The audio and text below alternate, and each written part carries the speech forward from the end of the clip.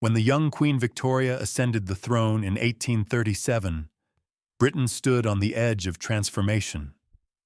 The Napoleonic Wars had ended 2 decades earlier, and peace had given the island nation something more powerful than conquest: industry. Steam engines roared, railways stretched across the countryside, and factories lit up cities once darkened by poverty.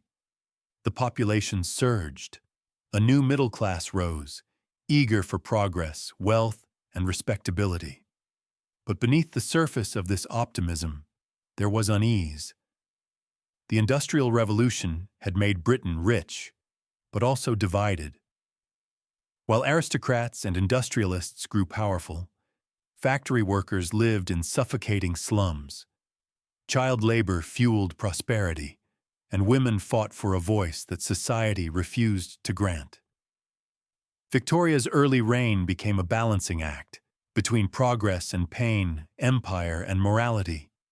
Her marriage to Prince Albert in 1840 symbolized unity and modernity, a young couple representing domestic virtue and imperial ambition.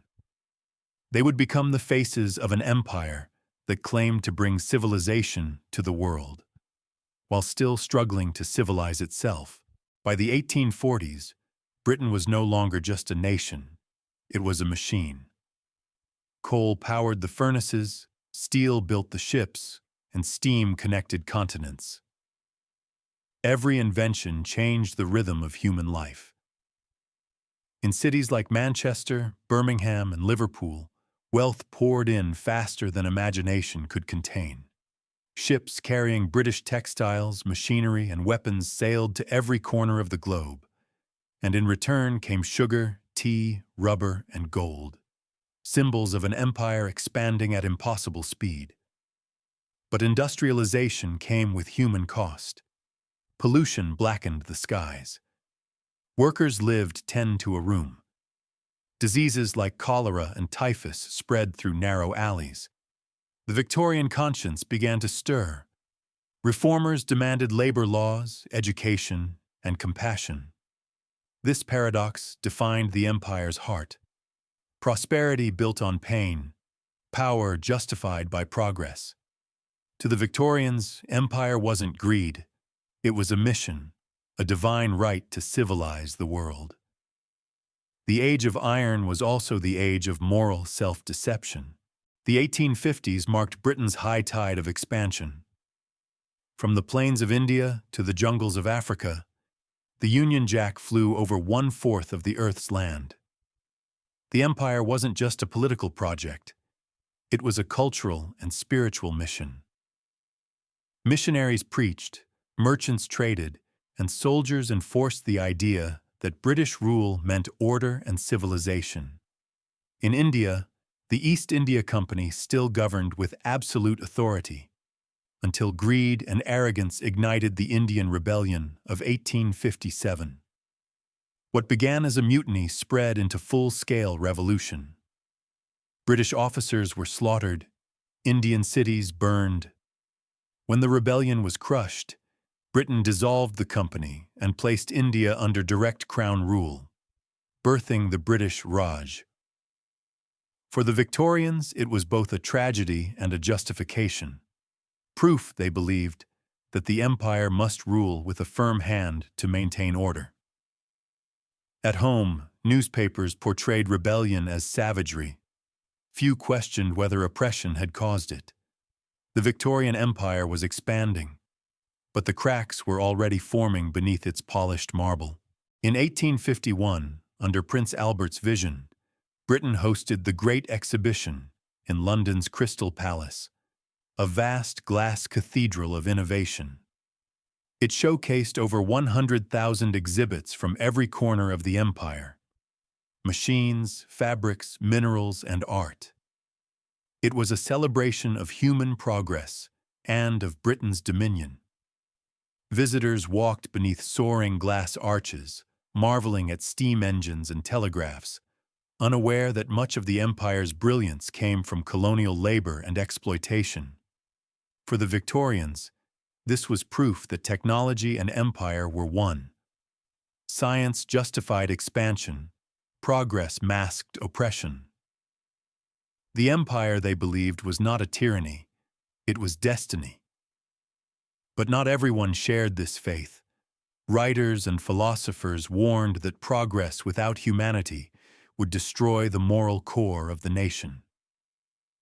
Charles Dickens and Thomas Carlyle used their words as weapons, exposing the suffering behind industrial wealth. The Crystal Palace gleamed like a monument to hope, but its glass also reflected the empire's illusions. By the 1860s, the British Empire stood unmatched, an empire so vast that its red territories stretched across time zones. But maintaining that dominance demanded blood. From the deserts of Africa to the hills of Afghanistan, the British flag advanced through fire and iron. Colonial wars were fought not for survival, but for prestige. The empire called them civilizing missions. In truth, they were battles of expansion, raw, brutal, and often unnecessary. The Zulu Wars, Abyssinian Expedition, and Second Afghan War were sold to the public as victories for Christian order and moral duty. Newspapers painted soldiers as heroes, the thin red line holding back chaos. Yet in villages across Africa and Asia, British progress arrived in the form of bayonets and burning fields. The paradox deepened. How could a nation that prided itself on morality justify conquest by force?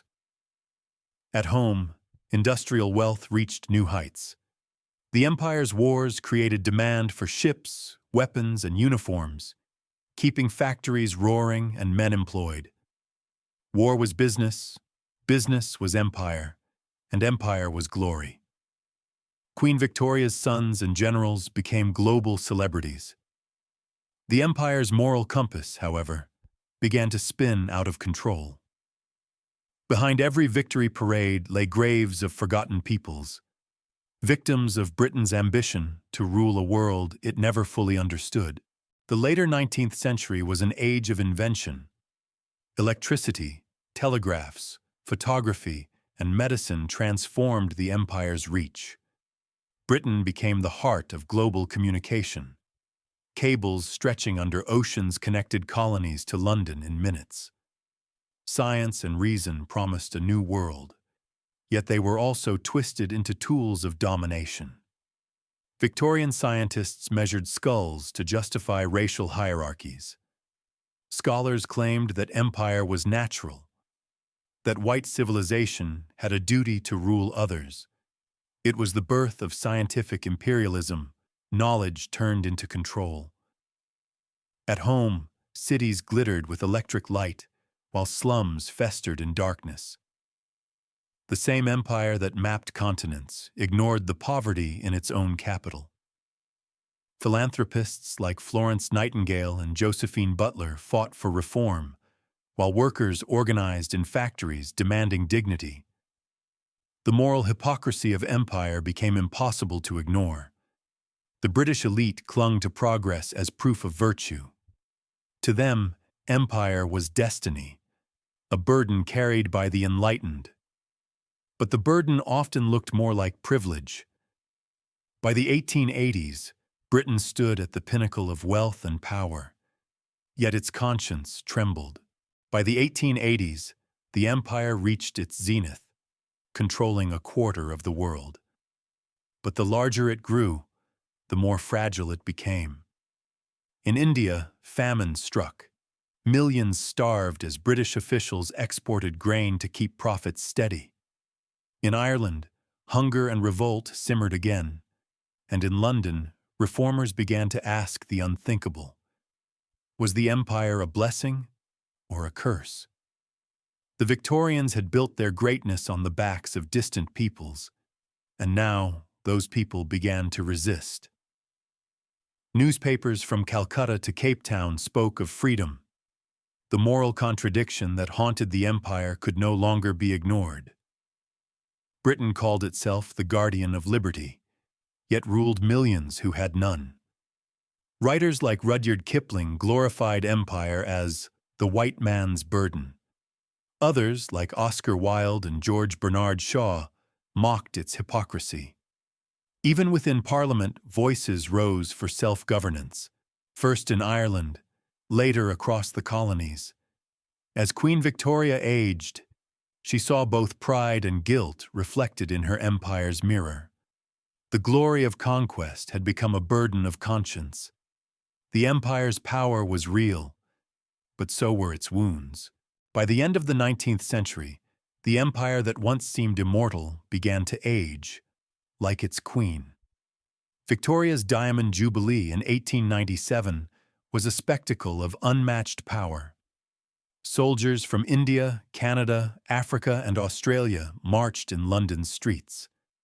The empire had never looked stronger. But beneath the celebration, the world was shifting. New powers, Germany, the United States, Japan, were rising. The age of British dominance was drawing to a close.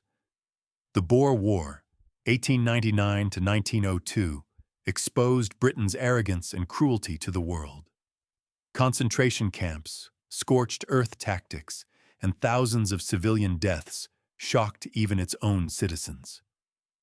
The moral illusion shattered. The empire's golden mask cracked. When Queen Victoria died in 1901, she took with her not only an era, but an identity. Britain had ruled the world, but lost its soul in the process. The Victorian Age ended as it began, in contradiction. It had brought progress, invention, and law, yet also oppression, inequality, and denial. From the ashes of its conscience, a new century would rise, one that would soon test Britain's empire like never before.